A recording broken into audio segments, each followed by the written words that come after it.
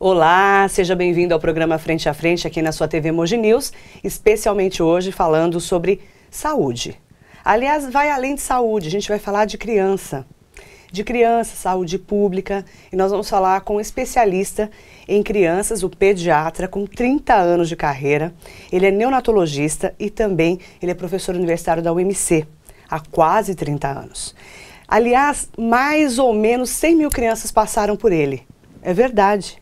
Essa é a marca de Henrique Naufel, Dr. Henrique, muito conhecido na cidade e que tem uma história bacana para contar para você. Aliás, começa agora a nossa entrevista no Frente a Frente, você vai adorar, eu tenho certeza. Você é meu convidado especial. Dr. Henrique, obrigada pela presença aqui na nossa TV Mogi News. É um prazer e sempre que precisar, estou disposto e apto a vir bater um papo com você. Doutor, 53 anos, está inteirão e chutão, mas já 30 anos de carreira? Formei cedo, entrei cedo e eu entrei com 17 para 18 e fiz 24 no dia da formatura, então é isso. Puxa, começou cedo. Sim. E quando descobriu que queria ser médico realmente? Olha, eu não tive aquele sonho de criança não, viu? Não. Eu fiz um teste, não sei se você lembra, mas na minha época, quando eu era criança, teste vocacional. E falaram que eu me daria muito bem se lidasse com pessoas. Bom, com pessoas, a psicologia não gosta, eu vou fazer o quê? Fazer medicina. E fui, mas me achei. Você é de São Paulo, veio para Mogi, a Universidade de Mogi das Cruzes, a gente sabe que já tinha toda essa fama em meio à medicina. Sim. Mas sempre foi uma universidade muito cara. Como é que você conseguiu se manter para fazer a medicina naquela época? A medicina sempre foi um curso, hoje ele está se abrindo um pouco mais, mas ele era um curso elitista, assim, e até bem pouco tempo ainda era assim. Meus pais, graças a Deus, tinham uma condição socioeconômica muito boa. Uhum. Na época não havia muitas vagas para medicina e onde você entrasse, você teria que fazer. Eu fiz um bom colégio, estudei no Dante Alighieri, em São Paulo, que na época era um dos melhores colégios de São Paulo. E consegui entrar direto. Eu não queria sair, porque o sonho de todo vestibulando é entrar numa federal, numa estadual. E foi a única vez que meu pai me influenciou. Na verdade, ele me forçou. Eu falei, não, eu não vou para Mogi, meus amigos tinham entrado na USP, eu não conhecia, há 17 anos, não imagina que eu vou sair de São Paulo, a noite de São Paulo, a farra em São Paulo, não vou sair. Tinha entrado no Exército, CPUR, eu queria curtir. Meu pai falou, não, você vai para Mogi. Eu falei, não, pai, eu quero estudar mais um ano, fazer cursinho, você vai para Mogi, eu corto seu dinheiro, tô em Mogi. Aí você veio. Amei e virei mogiano, casei com mogiana, tenho filho mogiano. E se encontrou na cidade? Completamente. A cidade tem isso, não tem, Mogi? Esse tem. Acolhimento? Foi um choque no início, né? Eu demorei algum tempo para entender como era Mogi.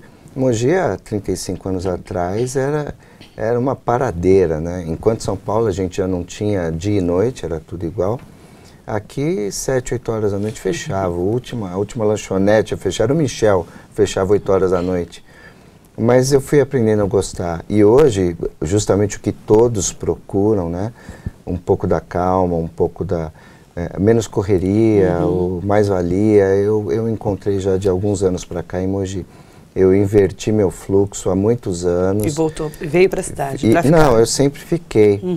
Foi gozado que eu vim. Tentei 2, 3 meses viajar, não consegui porque eu tinha que acordar muito cedo, saía muito tarde, o curso se estendia bastante. Mudei para Mogi, para uma república, meus pais moravam em São Paulo. Quando eu me formei, eu fui fazer pediatria em São Paulo e continuei morando em Mogi, aí eu inverti o fluxo, mas daqui eu não saí nunca mais. Por que ser pediatra? Logo no primeiro ano, eu conheci um profissional que já não está mais com a gente aqui, está vivo, encontrei com ele há 2 semanas atrás, um infortúnio, mas é um colega de turma meu que veio a falecer e ele era muito chegado a nós dois. E eu comecei a segui-lo desde o primeiro ano, eu sempre fui o chamado rato de hospital, né? Onde tinha um profissional eu ia atrás. E eu me apaixonei no primeiro ano. Pela pediatria? Pela pediatria. E essa coisa com a criança, aí você foi lá, fez pediatria. Eu sei que você, com 30 anos de carreira, teve o seu consultório, acabou indo trabalhar na neonatologia da Santa Casa de Mogi. Sim. né? E teve experiências muito importantes, principalmente com esse bebê recém-nascido. Como é que você chegou a isso? Dessa paixão de lidar com o bebê, inclusive de alto risco, que é muito difícil. A paixão por recém-nascido surgiu no 4º ano da faculdade, 4º para o 5º ano. No 3º ano, na verdade, eu já, desde o 1º ano, eu dava aula de anatomia, eu era monitor de anatomia. E aluno de medicina, monitor de anatomia, naquela época, o número de estudantes e estudantes do sexo feminino era muito grande na universidade. E numa das aulas de anatomia, eu conheci a minha esposa. Ah, ela é médica? Não, hoje ela é farmacêutica, é bióloga. Na época ela fazia biologia. Área de saúde, né? Sim, ela fazia licenciatura, mas houve um curso extra, esse extracurricular, e ela, de anatomia, e ela foi fazer. Eu acabei dando aula para ela no 3º ano. E ela era e é lindíssima, você conhece a Cristina? Conheço. E eu bati os olhos e falei, nossa, essa mulher. E no primeiro dia a gente se conheceu, lógico, já. Você já de zóio, né? E eu pedi ela em casamento no primeiro dia. Logo Nossa, no primeiro, como é que é isso? Você conhece e já pede em casamento? Você era ousado assim? Eu confesso que eu era um pouco abusado. Abusadíssimo, né? Mas foi de coração, tanto que eu tô com ela até hoje, né? E ela não ficou horrorizada? Olha, eu acho que ela também era um pouco abusada na época. Casou. E depois, na verdade, ela deu risada quando eu pedi em casamento, aquele zoião verde. Ela deu risada, eu falei, mas você está rindo de mim ou rindo para mim? Não estou entendendo. Ela falou, não. Ela perguntou o que eu ia fazer, eu falei que ia fazer pediatria, ela riu mais ainda. Eu falei, porque meu pai é o titular de pediatria da faculdade, o Dr. Onofre. Aí eu falei, não, então agora você tem que casar comigo, mesmo que eu vou fazer minha vida. E deu no que deu, a gente casou mesmo, mas eu segui minha vida profissional totalmente para outro lado, né? Mas com o Dr. Onofre eu tive a abertura de conhecer o recém-nascido, que na época eles faziam um berçário bem diferente do que era agora. E eu comecei a acompanhar recém-nascidos ali. Frequentava o berçário do Hospital Ipiranga desde aquela época, desde o 4º ano de faculdade. 80, 79, 80. E aquilo foi minha paixão. Então, quando eu me formei, eu já me formei focado, eu vou ser neonatologista, eu vou cuidar de recém-nascidos. E fui fazer pediatria na Prefeitura de São Paulo, e lá tem um dos melhores serviços de neonatologia do país e da América Latina, que é a Hospital e Maternidade Escola Vila Nova Cachoeirinha. E eu foi um dos meus estágios, foi na Cachoeirinha. E aquilo para mim... Você se apaixonou? E até hoje. Se eu pudesse fazer uma coisa só na minha vida, eu cuidaria só de recém-nascidos. E quanto menor, melhor, mais gostoso, o prazer é maior. Mas, doutor Henrique, como mudou a neonatologia, não? Demais. Os recursos, a UTI, tudo foi muito ampliado, né? Muitas coisas melhoraram, mas eu estou para dizer para você que a última década não foi de tão grandes evoluções, não. Mas há 20 anos para cá, sim? Sim, do início para cá, mesmo a primeira UTI neonatal em Mogi das Cruzes, eu que fundei, pra você ver como eu tô velho. E foi na Santa Casa de Mogi das Cruzes, não foi nem em um hospital particular da região. A segunda foi no Hospital Ipiranga, também chefiada por mim. E a terapia intensiva naquela época, ela era muito na mão, muito no tato, muito no feeling do examinador. Hoje está se deixando esse lado para botar o peso, a responsabilidade na tecnologia. E o que os trabalhos estão mostrando é que nada supera o olhar do médico, do examinador. E eu sou dessa velha guarda. Aquele jeitão, esse bebê parece que não está bem. Isso tem nenhum... E o meu doutorado é exatamente isso. Eu estou procurando um biomarcador precoce em sepse neonatal, que é infecção generalizada em recém-nascido, para que a gente possa determinar precocemente uma infecção antes que ela se manifeste, que no bebê pequenininho é diferente. Mas nada supera o médico examinando esse bebê. Isso o olho do médico, o jeito do médico examinar, e o jeitão do bebê. Eu imagino coisinha. Quantos bebês você já deve ter passado por você, já que 100 mil crianças já passaram pela sua mão, pelo seu exame ali mais próximo. Parece que é uma loucura, mas não é não, mas viu? 100 mil é um quarto da população de Mogi, praticamente. Mas não, é aqui em São Paulo. Porque sim, mas claro que você trabalha fora, mas é só para o pessoal poder entender o tamanho disso, né? Mas assim, falando em neonatologia, qual que foi o bebê mais difícil que você cuidou? Assim, a gente sabe que os bebês às vezes nascem muito pequenininhos, com problemas, inclusive, para respirar, para sobreviver mesmo. Teve um caso assim que você marcou? Tem vários, não tem um só, não. Aqui em Mogi tem alguns com a minha marquinha, né? E a primeira delas foi a marcante de Mogi, tem SIC, RG, já está hoje. Meu filho mais novo fez 20 anos ontem e ela deve estar com 20 anos agora, chama Débora. Você se lembra exatamente do caso? Lembro, porque eu tinha recém-inaugurado a UTI da Santa Casa. E a mãe passou mal, ela teve uma pressão alta, eclâmpsia que a gente chama, e convulsionou e teve que fazer uma anestesia geral e o bebê nasceu, porque tinha que nascer, com 1 quilo. E isso em Mogi das Cruzes naquela época... Com 20 anos, 1 quilo era uma loucura. Mas eu estava inaugurando a UTI, tinha um ventilador, mas era UTI com um médico só, né? Porque eu era o cara que ficava 24 horas lá. Tinha um amigo, um colega que me ajudava bastante. E que eu não podia ficar 24 horas, ele me revezava quando eu não podia estar lá. E essa nenê saiu, já está... lindinha, sem sequela, com 20 anos. Então, mas como é que é pegar um bebê de 1 quilo há 20 anos? É uma loucura. Não é. Não é? Não, você... De falar, será que esse bebê consegue sobreviver? Eu sou... Quem me vê, você me vê falando, quanto mais calmo eu tiver, mais eu estou pensando no que eu estou fazendo. Meus clientes falam, quando eles me veem auscultando demais, examinando demais, eles ficam olhando. Para ver. E ele achou alguma coisa. Que tem isso errado, é perigoso, Henrique, né? Porque eu sou brincalhão e tal, mas quando eu paro... E para assistência ao recém-nascido, você tem que ter uma postura muito firme, porque um deslize seu pode ser vaticinar o futuro desse bebê. Então, nesse momento, eu sou uma pedra de gelo.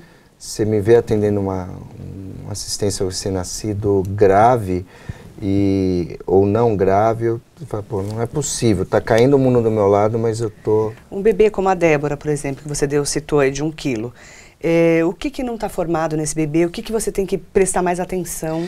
Não é tão importante o peso, é mais importante a idade gestacional que esse bebê nasceu. Certo. O bebê, ele tem que ficar em torno de 40 semanas na barriga da mãe, no mínimo 37. Se ele nascer antes de 37 semanas, a gente chama de pré-termo. Antigamente prematuro. Antes era prematuro, é verdade. O pré-termo. Se ele nasceu antes do pré-termo, alguma coisa está faltando.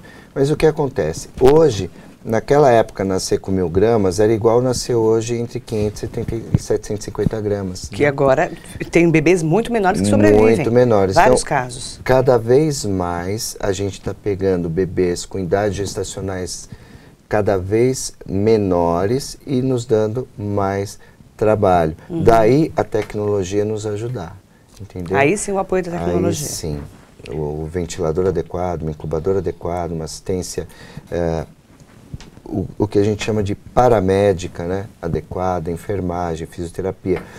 Não é só o médico, não. Tem que ter uma equipe multidisciplinar muito bem treinada. E existe toda uma preocupação aqui na região, nesse período, há alguns meses eu venho falando disso na Rádio Metropolitana, das vagas de bebês para UTI neonatal. Eu sei que você acompanha pelo noticiário, mesmo porque hoje você só está na UTI neonatal do Hospital Ipiranga, que é um hospital de convênios e particular. Mas também vive lotado. Sim. Como é que é essa preocupação hoje? Olha, na verdade, a gente não vai conseguir resolver isso tão cedo e com atitudes simples, não. Não é numa canetada que você vai resolver.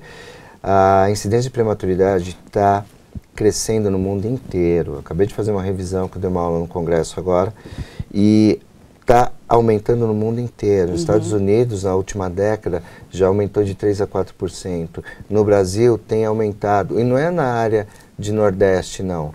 É na área de Centro-Sul, Centro-Oeste, a área que a gente chama que estaria um pouco mais adiantada, vamos dizer assim, com recurso maior. A gente continua tendo uma incidência maior e cada vez maior de prematuros. E é uma preocupação. Muito grande. Muito grande. Eu imagino. Ainda mais para um médico como você.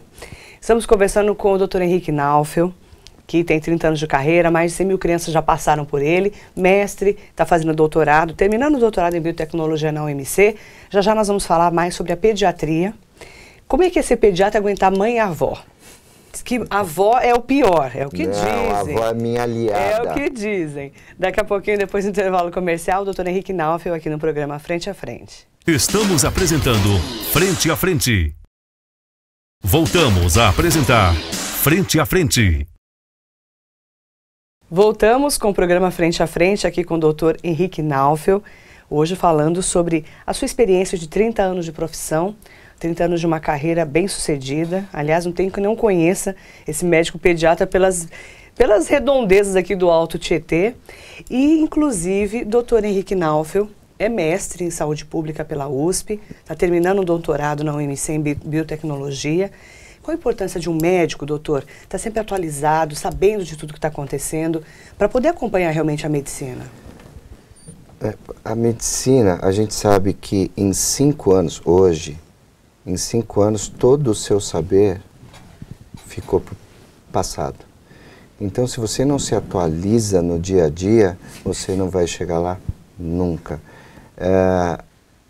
Você tem, cada vez mais tem que estar ligado à tecnologia. A internet é uma coisa que veio para o médico e para o paciente, né? Que o Dr. Google hoje resolve tudo, né? Pode ser um problema, mas pode ser uma solução. O ensino médico, a tecnologia, como a gente estava falando em relação aos recém-nascidos, isso você pode extrapolar para todas as áreas da medicina, se tornou grande demais. A formação é uma coisa, a informação ficou num volume tamanho que se você não se atualiza diariamente, você está deixando alguma coisa para trás. E isso pode ser algo em detrimento da saúde do seu paciente. Então, você não estuda você não se tornou médico para se tornar o cara, você se tornou médico para tratar da saúde de quem precisa, manter, principalmente o pediatra, fazer a manutenção da saúde dos pequenininhos e cuidar dos desvios, das doenças, né? E se você não estuda diariamente, fala, pô, mas você estuda todo dia? Todo dia eu estou lendo algo relacionado à medicina em todas as áreas, principalmente na área pediátrica. E saúde pública na USP complementou todo esse trabalho também? Na época, quando eu fui para lá, eu comecei em 95. Eu já tinha 12, 13 anos de formado, 13 anos de formado. E eu já fazia terapia intensiva desde então, né, há mais de 10 anos. E o cara que faz terapia intensiva, ele se sente muito próximo de Deus, né? O cara é o cara, porque entre a vida e a morte... E tem médico que acha que é Deus mesmo, né, doutor? Aqui pra nós. Não, né? tem cara que acha que está acima dele, né? Verdade. E na época, eu fui procurar, eu falei, pô, está na hora de eu começar. Eu sou um cara que eu sou muito inquieto, eu não paro, eu não consigo fazer a mesma coisa. Eu consigo fazer várias coisas ao mesmo tempo, mas a mesma coisa todo dia eu estaria morto. E numa dessas eu procurei, então, falei, deixa eu começar a estudar um pouco mais, me aprofundar numa área. E fui a vários serviços, a várias pós-graduações, né? E aqui bateu, foi a saúde pública, porque quando eu cheguei lá, eles não queriam um projeto meu, eles não queriam nada. Eles falaram, nós vamos te ensinar semestre. Eu falei, é o que eu quero. E eu desenvolvi um projeto lá dentro, conheci pessoas maravilhosas, aprendi a multidisciplinaridade, que para o médico é fundamental. Eu aprendi que eu não era nada. Aprendi que eu tinha que aprender muito com advogado, com psicólogo, com TO, com fono, com nutricionista. Nossa, tanta gente que trabalha ao seu redor, né? E que muitas vezes você não dá o devido valor. Eu aprendi a dar o valor ali dentro na saúde pública. E foi um repensamento, uma repaginada na minha vida. Amei ter feito o mestrado lá. O doutorado lá, ele é automático, eu poderia entrar a qualquer tempo. Tentei várias vezes, mas a minha linha de pesquisa, ela era, e ainda é, impossível de você conseguir. Então eu tive que ter humildade, dizer que eu não vou conseguir chegar a lugar nenhum. E, paralelamente, os cursos de pós-graduação da universidade, eles foram se formando e se evolumando e ganhando um corpo, e hoje é um dos melhores cursos de pós-graduação do país. Na UMC Na UMC, na universidade. Onde você faz doutorado. Onde eu faço doutorado. Eu falei, por que não aqui? Para que eu ir para fora? Me formei aqui, tenho o maior orgulho. Dou aula aqui anos, há 27 anos e vou ter o maior orgulho de fazer pós-graduação aqui. Comecei a estudar outras coisas, encontrei um pesquisador maravilhoso, que é quem me orienta hoje. Na verdade, é um parceiro, né? E estou acabando agora, no meio do ano, para o fim do ano, já estou Você que é professor tese. há tantos anos, doutor Henrique, professor universitário, como é que você está vendo essa nova geração de médicos que está chegando? Complicado, hein? Difícil, não é? Você falou que ia me pôr em saia justa. Eu avisei. É complicado eu responder para você. O curso, dentro do que a gente falou, o curso médico em si, ele não consegue informar tudo que haveria necessidade. A gente não consegue formar o indivíduo da forma que a gente gostaria.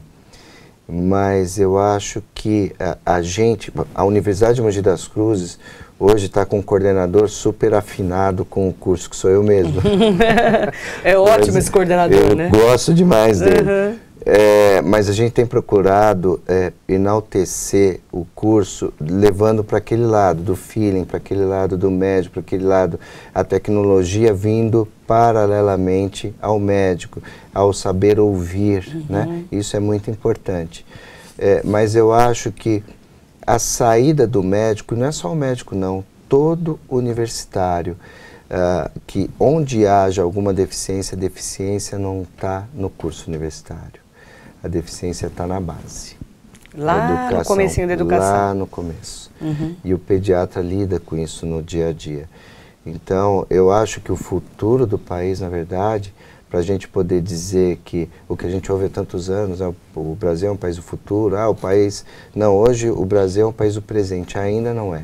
O dia que a gente começar a cuidar da nossa criança, nós vamos ter um país do futuro para essa criança poder dizer, eu tenho um país do presente. Que mas é a educação. gente ainda... Educação. É a base de tudo. Educação e saúde desde a base. Desde a base. Então, voltando ao curso, eu acho que os médicos hoje estão saindo muito bem formados e informados, mas o volume de informação é tão grande que há necessidade do complemento com a residência médica ou o estágio médico na área que aquele indivíduo queira praticar. Sem falar especialização depois. Não, a especialização está nesse contexto. Está nesse contexto? Hoje a gente consegue formar um médico generalista, sim. Mas para você conseguir complementar, a pujança... É muito difícil. Você tem que fazer um complemento numa área específica do seu saber. O que eu quero ser pediatra, então você vai ter que fazer um estágio ou residência específica em pediatria, em cardiologia, em clínica. E vocês tentam orientar isso no UMC? Sim. Para falar para esse aluno, vai estudar mais, para você se especializar como um bom cardiologista, um bom nefrologista. Nós entregamos para o mercado, vamos dizer assim, um bom clínico geral. Um bom clínico geral. Mas ele tem que ter o start para a partir dele, precisa ser ele procurar mais lapidado, conhecimento. Sim, sem dúvida. Sempre. Sempre. Isso tem que colocar na cabeça do aluno que vai virar médico. Mas eles sabem, porque a cada bate-papo com o professor, cada aula que você dá, a aula que eu dou no começo do ano, um mês depois pode não ser a mesma, no fim do ano já é outra. A mesma discussão de caso que eu dou no começo do ano, eu posso chamar a mesma turma para discutir o mesmo caso no fim do ano, a terapêutica já mudou completamente. Doutor Henrique, eu falo muito sobre saúde na Rádio Metropolitana, eu tenho um programa de 4 horas, que você sabe, o Radar Noticioso, todos os dias. E a gente fala muito do problema da saúde. E a gente fala que ninguém quer mais ser pediatra. Por que as pessoas não querem mais ser pediatra? A gente não acha psiquiatra para poder contratar. O ebiatra, que seria o médico do jovem. Aqui na região a gente quase não ouve falar nesse assunto. Por que ninguém mais quer algumas especialidades? A pediatria... Tá faltando, inclusive, pediatra.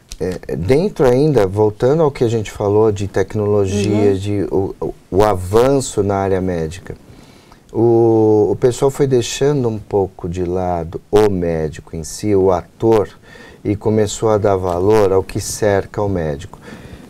O valor agregado ao médico hoje, a consulta, né, é muito pequena. O pediatra ele vive do estetoscópio, do otoscópio e da balança e do livro.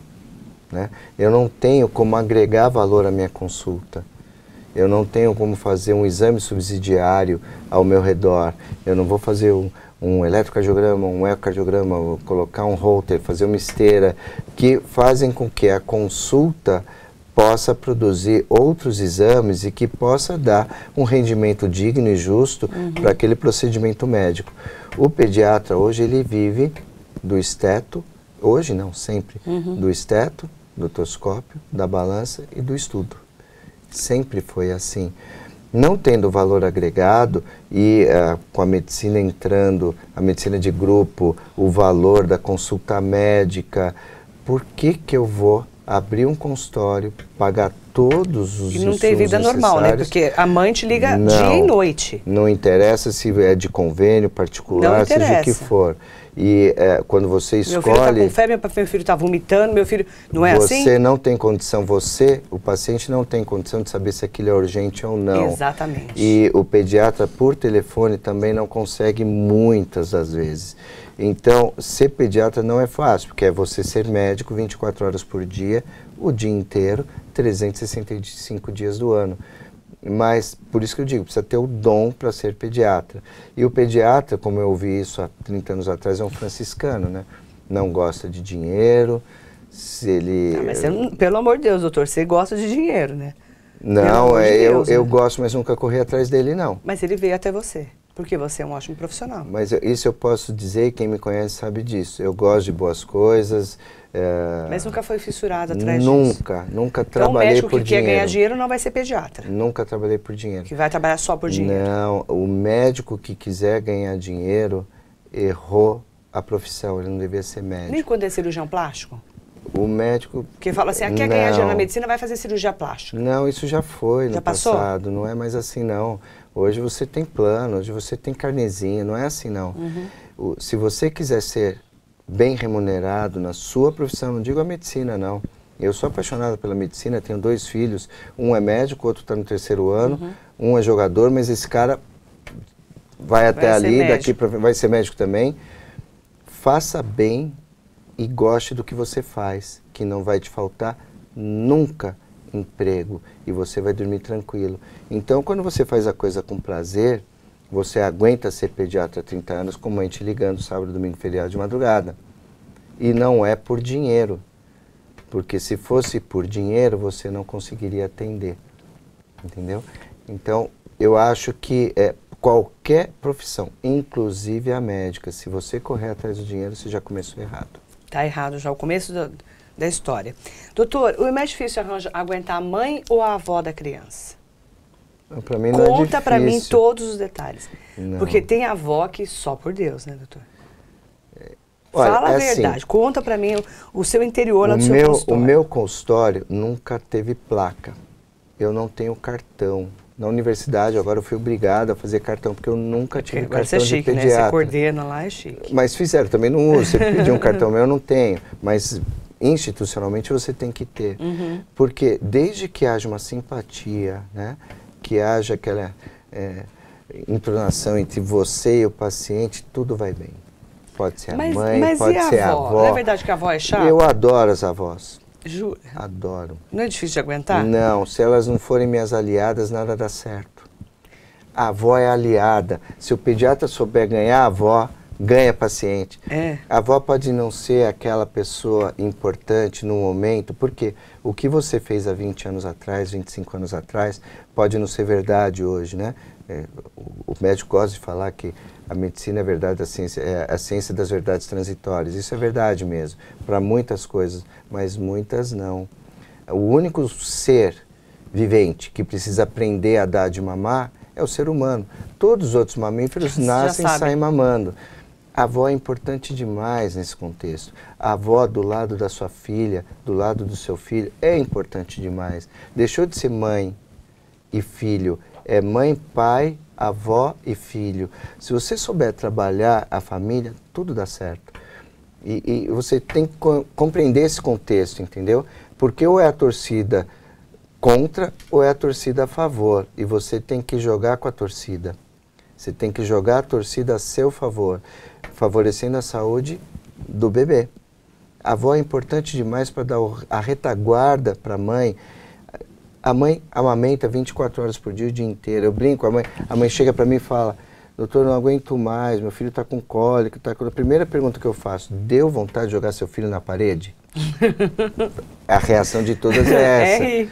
Imagina, só se ela tiver com depressão pós-parto, né, doutor? Não, caramba, imagina. É nada, doutor, tadinho, do céu, jogar filho na parede, Deus me livre. A segunda consulta, ela olha pra mim e dá risada. Eu tive vontade de jogar mesmo. Lembrei do senhor. Essa semana eu lembrei de você, ela fala? Sempre. Me deu uma saudade de você. Mas todas, sem exceção, quase todas, são raros de ver que não tem nada. Muito difícil ser mãe. E se você tem uma mãe ao seu lado, muito difícil ser mãe, doutor. Facilita Posso falar a sua vida. De cátedra que é muito difícil ser mãe. Daqui a pouquinho o doutor Henrique Naufel vai falar dessas 100 mil crianças que passaram por ele. Aliás, como é difícil examinar a criança, né? Depois do intervalo nós vamos voltar a falar com o doutor Henrique Naufel aqui no programa Frente a Frente. Não saia daí. Estamos apresentando Frente a Frente. Voltamos a apresentar Frente a Frente. Voltamos com o programa Frente a Frente e hoje eu vou perguntar, com 30 anos de carreira, você tem esse, vou dizer aqui na TV, esse tesão pela carreira? Tenho. Pela medicina? Eu já vi bebê ressuscitar, já vi... Não tem como. E é uma emoção, né? Eu, por exemplo, estou grávida, vou ter neném daqui a alguns dias e você sentir essa presença de Deus na tua vida, né? Porque um bebê é Deus ali, né? É uma bênção. Todos os dias da minha vida. Não é? Não é emocionante isso? Eu agradeço a Deus por ter me colocado, que ele já me conhecia, mas eu não o conhecia, mas ter me colocado na profissão certa. E eu agradeço a Deus todos os dias por isso. E é bacana porque você acabou influenciando um filho que já é médico, um filho que está fazendo medicina, e um que é jogador de futebol e que diz que vai ser médico. Isso nós já discutimos desde... a tenridade. Mas você não mandou, não, né, eles serem médicos? Conta pra mim esse babado. Não, assim, em casa quem manda é minha mulher, não sou eu. Mas eles tinham todo o direito de escolher o que eles quisessem dentro da medicina. Dentro da medicina. Tinha que ser médico, doutor? Você influenciou diretamente as crianças? Eu acho que diretamente não, mas indiretamente sim. Só o fato deles terem a pendência, né? A tendência de e gostarem, isso já me enaltece enquanto profissional, porque eu consegui passar para eles que a medicina é uma coisa boa. Se você chega em casa reclamando, vive cansado, dizendo que a sua profissão não te remunera legal, é óbvio que o teu filho, que te vê reclamando o dia inteiro, cansado e desgastado, ele vai correr para outra profissão. Então não adianta você dizer, você vai ser médico. O que escapou da medicina em casa é porque ele realmente tem o dom do futebol. Ele tem o dom desde pequenininho, ele já era um predestinado a isso. Mas a gente sempre discutiu desde o início e ele sempre quis. Desde pequenininho, ele falou: pai, quando eu parar eu vou ser jogador de futebol. E hoje ele está no Brasil, ele está em tratamento. Ele teve 2 lesões, uma seguida da outra, ele não conseguiu jogar, faz 1 ano que ele não consegue jogar. E a gente já está repensando a carreira, porque ele já parou a pensar, pô, eu tô com 22 anos para nós é o início da vida, mas para a carreira de um jogador de futebol, já não. É um momento... E, embora ele ganhe, ele se sustente e tal, não é o que ele pretende para o resto da vida. E se ele continuar seguindo essa carreira, pode ser que com 30, 32, 35 anos, para recomeçar a vida, e não tendo feito um pé de meia para conseguir se sustentar o resto da vida, começar, voltar a estudar é muito mais difícil, uma recolocação. Então ele já está começando a repensar, e a opção dele é ser médico, não porque eu quero, porque a mãe quer, é porque ele quer, ele sempre quis. Mas o dom do futebol fez ele seguir essa carreira. Ele vai acabar, quando e sempre voltar... apoiado por nós, nunca... E quando voltar para a vida normal, né? Porque morar na Romênia, por exemplo, não é normal, né? Não. Eu creio que não, né? Jogar não futebol, é normal. assim. Não E aquilo é que normal. você falou, você quer ter um futuro? Você conhece a Moldávia? Não, eu conheço de nome. Ele jogou na Moldávia. Eu Que tive que horror, ser convidado para entrar nesse país, pô. Sério? É que E lá você não deve ter entra. rodado muito atrás dele, então. A gente aproveitava as Para dar uma deixas viajadinha também. Para ir visitá-lo. A saudade é muito grande, né? Imagina, um filho, né? Não é fácil para quem fica e muito menos Para quem vai sozinho, tá. né? Então, esse apoio a gente sempre procurou dar. Mas você acha que seu filho ainda estoura no futebol? Que é uma O idade futebol é imponderável, sabe? Não dá para saber, né? O lado daí do futebol... Você não sabe quando o filho vai ser Neymar, quando vai ser um Não. Ronaldo. O Neymar é especial. O Neymar, ele é Predestinado. esse menino desde Predestinado, pequenininho. né? O Pedro começou pelo Santos. Eu cheguei a fazer exame físico no Neymar. Nossa. Lá em Santos, quando o Pedro jogava lá. Ele é predestinado, né? Escolhido, né? Ele é esse menininho, esse moleque que joga essa bola desde pequenininho. Como é que pode, né?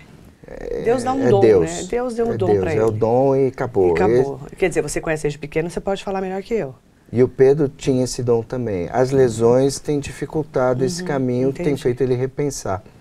E ele, como teve todo o apoio até agora para jogar, ele vai ter todo o apoio se ele resolver Para parar voltar para fazer medicina. e fazer medicina. Tem que ser medicina.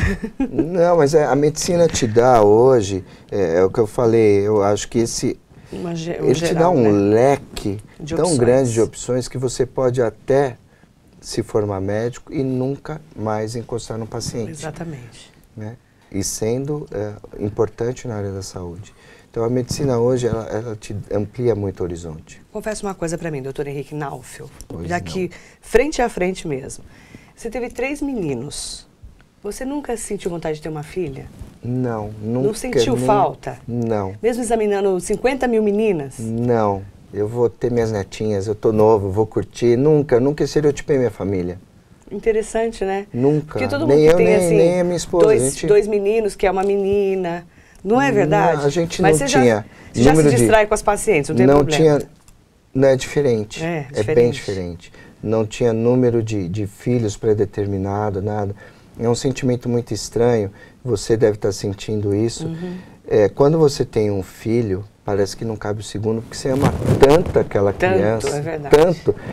Que Você você até não se consegue. questiona, né? Será que cabe mais um? É. Porque eu não vou amar essa criança. Como eu amei o primeiro, Exatamente. ou como eu amei o segundo. Aí você, quando vem o segundo, você vê que multiplica, não divide. Como é que pode, né? O amor incondicional. Impressionante, É amor uma coisa incondicional. maravilhosa. Então, quando veio o segundo, foi uma benção, que foi o Daniel veio primeiro, o Pedro, o segundo, e o terceiro veio, a primeira vez que eu tirei férias, o Lucas veio de embrulho. Foram as férias, foi né, o doutor? terceiro. Você se distraiu nas férias, Mas, pô, é uma benção. pegou eu a acho que mulher lá, a Cristina distraiu. se não tivesse tido esse cara, minha família não ia ser a mesma, minha vida Como não é ia que ser pode, a mesma. né? A gente pensa nisso, né? Como é que minha vida seria sem esse filho? Não Sem seria... É muito difícil. Interessante. Eu não vejo minha vida. Então você é apaixonado por crianças. Sou. As suas e os dos outros também, claro. Sou. Senão você não Mas seria quem- pediatra. Quem não tem o dom e não gosta, não faz. Fazer por dinheiro, Esquece. não consegue. Vamos agora para um jogo rápido com o Dr. Henrique Naufel. Um ídolo do Dr. Henrique. JC. Jesus JC. Cristo. JC é tudo, adorei. JC, eu fiquei Esse pensando. é o cara. Jesus Esse é o melhor, Cristo, né? Sem dúvida. Esse é eu o não tenho the dúvida. best. Você é evangélico, doutor? Graças a Deus. Por quê? Escolheu, não nasceu em berço Não, evangélico, não, escolheu eu depois? nasci católico, né? Porque você é Nasce batizado, católico, né? nasce. E eu vim conhecer o Evangelho mais pra frente, há 17 anos mais ou menos.